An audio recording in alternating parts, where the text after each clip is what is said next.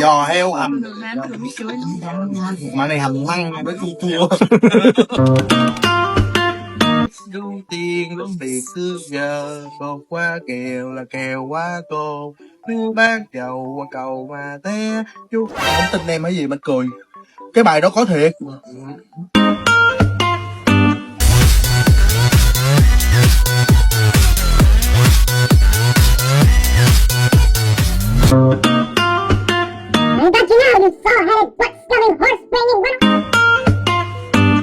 Ta không giấu giếm gì nữa.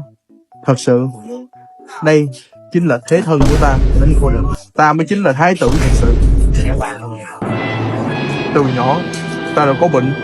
Cho nên, ta bây giờ hắn ta làm thế thân để ngự giữ ngôi vị này. Ta lên cơn rồi ta phải giả dạng thành thái giám thôi.